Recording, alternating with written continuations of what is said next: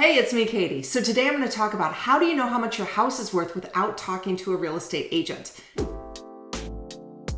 Okay, before I get into it, I want to make sure you like and subscribe to our channel. We've got a ton of great information for you. It comes out all the time. I don't want you to miss it. Just click the button below. And if you want me to talk about anything, just write in the comments. More than happy to answer that. All right, so how do you know what price you should list your house at if you haven't talked to a real estate agent? Let's say you don't want to know. Let's say you just go into Zillow, you type it in, or you get an automated valuation. How do you know if that's the right price for your house? Now, before we talk about that, let's talk about why you need to know this if you're going to sell. It's really important that you know kind of where the value is of your house, whether it's now or in the future, if you are going to sell at some point, because you want to know how much money you can expect. Too many times I have had clients who think that they're getting a certain amount for their home because they just typed it into Zillow, they typed into an automated valuation, and that's what they think that their house is worth, and that is what they're basing their future on. And that is not the case. That cannot happen. You need to understand exactly how much your house is worth because buyers set the market. Truly, it does not matter what you want for your house, it matters what the buyers will pay for your house. That's why it's really important to understand why buyers pay certain amounts for houses. How are they getting to that point? And how can you know how much your house is worth when you go to sell it? Too many people don't want real estate agents in their home. You know, you're just looking for a valuation, you're just looking for a price, and you don't want the agent walking in your door, making you feel committed, and trying to get you to sign a listing agreement. We know you don't want that pressure. So what I'm gonna do is I'm gonna map it out for you exactly how you can figure out how much your house will sell for. So first, what I want to do is I want to talk about the psychology of pricing. There is an art to it. There is a science to it. And the issue is that if you overprice your house, it's going to sit on the market. Now, a lot of you are thinking they just want the lowest price on the house so that they can sell it easily. Well, that's actually not true for most real estate agents. I'm not like that. What I try and do is make sure I have a strategy and a process for making sure we price homes the correct way. So the problem is that if you overprice your house, what's going to happen is people will not come and look at it. Or if they do come and look at it, they're going to think,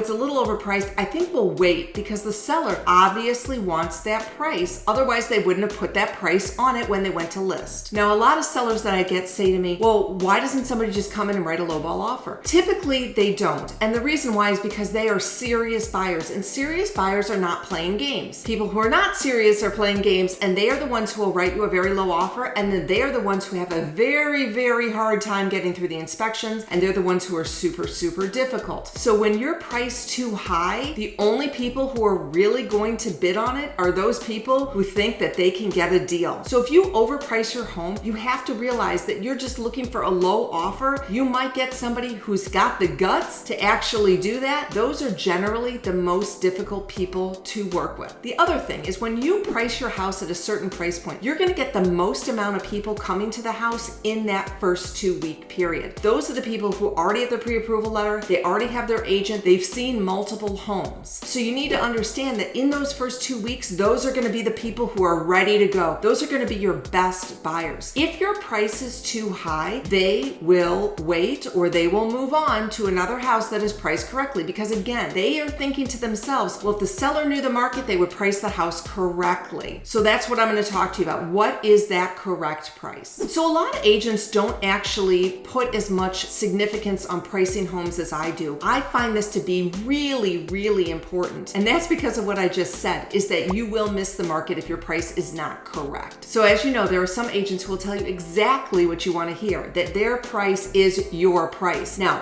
when you have an agent that is willing to present to you the God's honest truth and tell you that your price is not accurate, that's an agent you should look at because many times we're considered to be salespeople. What does that fine line look like between salespeople and consultants? So when you get an agent who's willing to kind of fight you a little bit to tell you your price is wrong, that is probably going to be an agent that is telling you the truth through the whole process. Do not discount that agent who is less priced than the other one who might be buying the listing. The other thing I want to talk about with price is that everything will sell for a price. Everything will sell. No matter what your home is, no matter what your objections are, everything will sell. So what I mean by that is if you're in a bad location or you have a bad layout or your house isn't updated, if I put a a dollar on that house, would that home sell? Absolutely, it would sell. Now, what price is it going to sell for? Assuming you have marketing and pictures and a great agent, what is that house going to sell for? It's going to sell for market value because you're going to get competition, and then they're going to price the house up, and then they're going to bid the price up on the house. If you're hearing objections about your house, it's always, always, always the price, because a lower price will always get the home sold. Now, the question is how low is too low, and what is the right price based on what the market is? I want to talk to you today about 4 numbers. These 4 numbers are the numbers that I use when I go into a listing appointment to get the price of a house. And this is not rocket science. Anybody can do what I'm going to teach you today. The first number you need to know is the appraised value of the home. The appraised value of the home is the number that an appraiser will put on the house. Now, if you get somebody who's writing an offer with a mortgage contingency, they will send an appraiser out to the house, and the appraiser is going to say how much the house is worth. Now, the appraiser is going to pull their numbers from other comparable homes that have sold very close in relation to that house that you're in. So it's going to be homes that compete in square footage, in bedrooms, in bathrooms, in location, and condition. So they're all about the basic data. They're all about the data that you're going to find in the MLS. They do not go into these other homes, they're only looking at the data. So they're going to start by looking at the age of a house and the square footage of a house. And that's really, really significant to understand, is that if you were built in 1950 and a home down the street was built in 1970, there's a good chance that the appraiser will not look at that home. So an appraiser is going to look at the age, the square footage, bedrooms, bathrooms, locations, condition, things like that. Does it have a basement? Does it not have a basement? So that's really important. So what you're going to do is, in order to find the appraised value, you need to have a bunch of homes that you can look at the MLS data from. Now, how are you going to get those homes? Well, you can ask an agent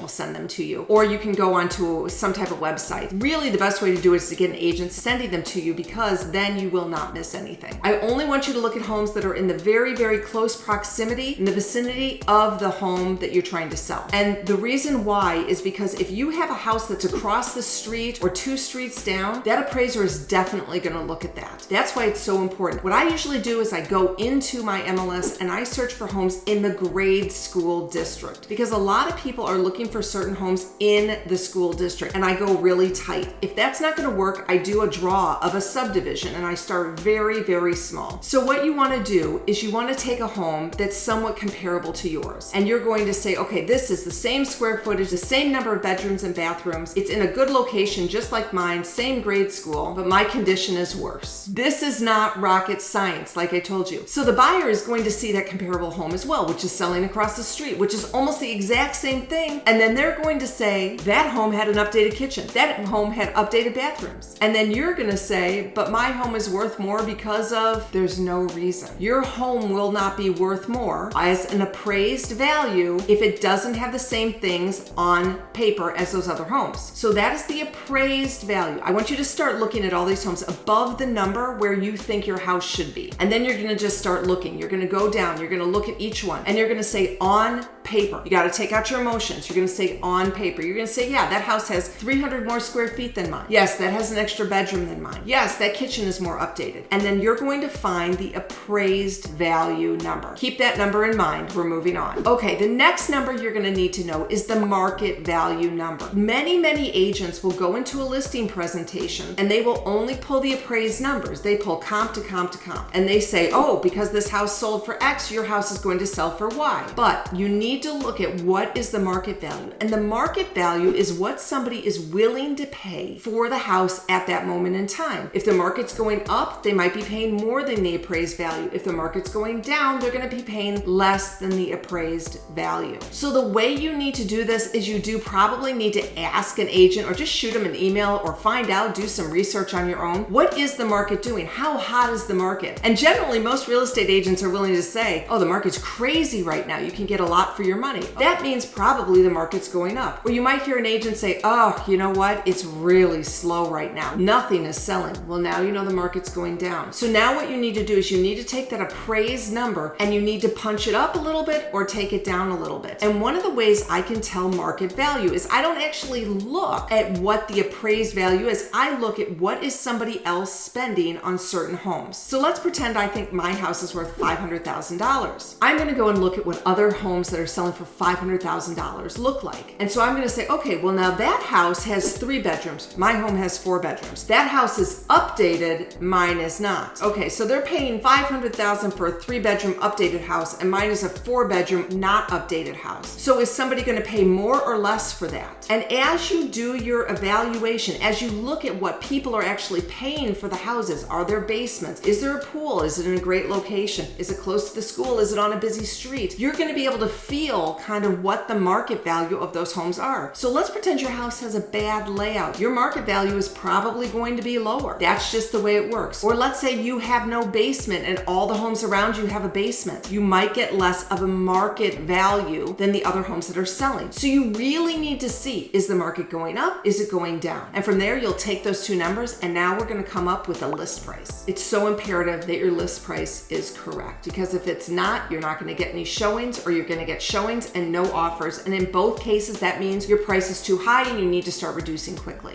So how I come up with a list price is I take the appraised value and I take the market value. I will talk to my clients about, do they need to sell quickly? Do they want less stress? Is it important for them to be done and over? And that is really significant, because the higher you price your home, the more stress you will have. The more stress you're going to have getting it ready, or the more stress you're going to have waiting for that buyer to come to your house and pay the price that you want, and you may never get it. So getting ready for showings is stressful. Negotiating is stressful. All of these things are stressful. So you need to think about, do you want a higher price or do you want less stress? Super, super important. Once I understand what's important to the sellers, then I can tell them my exact price. So let's say, for example, I have a home that the appraised value is $500 and the market is going up. I might choose to price that at $519 or $525, knowing that if we are at that price, we may not appraise, which means then we may want to see if we can get a cash offer, or we can get the buyer to write out the appraisal contingency. That's why you need to understand what is the appraised value and what is the market value. So if I have a house that's $500,000 in what I think is the appraised value and the market's going down, I might want to list that a little bit lower, maybe $495 or $489, because you want to be right there where you're going to maximize it to get almost your list price, if not above, with multiple offers. That is the key, because you will sell quicker for more money if you strategically price it based on where the market is and based on where the appraised value is. So I always look at that list price as a kind of a combination between both of them. If the market's going up, you go higher than your appraised value. If the market's going down, you go lower than your appraised value. And then finally, the number that I give to my clients, I know no one likes this number, it's the price to sell now. What price will sell this house immediately? So everybody's going to say, well, of course, if you underprice it, it's going to sell. But what the purpose of that number is to wake up the sellers, to wake you guys up, and to show you the price to sell now might be lower than what you really want. And so after you get these numbers, you're going to be able to understand your range. This doesn't matter who your agent is. This is all about your price, which is the most important thing. Every agent will talk about price is really important, and maybe you don't believe them because you think they just want to price it lower so that they can sell the house and be done and over. No, it is really an art. There is really a science to pricing, and you want to make sure that you know these numbers. On the low end, what is the price to sell now? You want to know, if you had to get out right now, what would that number be? And I'm not talking for sale by owner. I'm talking having good pictures and having it marketed. What number would sell the house? And then you want to understand, what price should you list it at in order to maximize both the appraised value and